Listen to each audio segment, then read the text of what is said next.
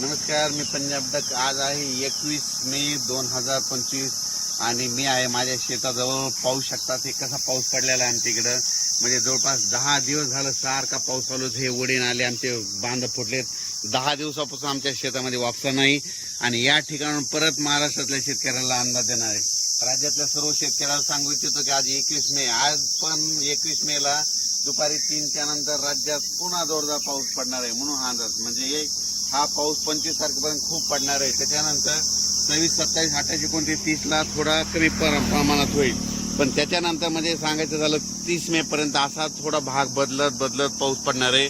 म्हणून राज्यातल्या सर्व शेतकऱ्यांनी काय करायचं, आता काय झालं नेमका पाऊस खूप झाला, जमिनीमध्ये ओल देखील खूप झाली.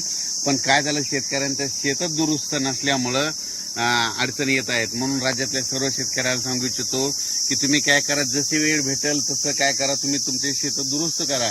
कारण की राज्यामध्ये आता जवळपास हे 25 मे पर्यंत तर मुंबई पुणे नाशिक नगर जिल्हा मुसळधार पाऊस पडणार आहे. म्हणून हा अंदाज लक्षात घ्या.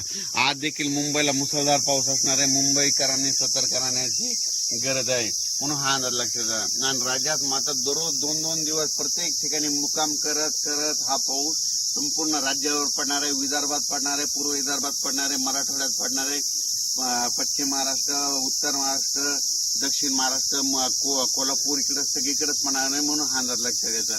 म्हणजे सांगायचं झालं तर 25 मे पर्यंत खूप जोराचा पाऊस असणार आहे. ओढे नाले वाहणारा पाऊस असणार आहे. त्याच्यामध्ये वाऱ्याचं प्रमाण जास्त असणार आहे.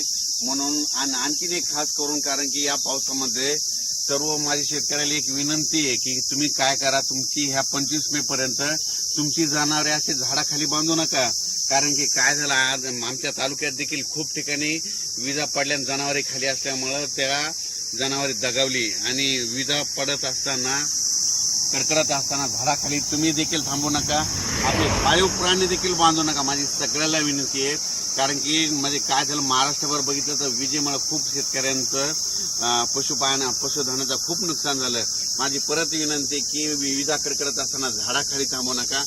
डायरेक्ट घर जवळ करा, पण कुठं म्हणजे झाडाखाली निवारा घेऊ नका, ही माझी विनंती आहे.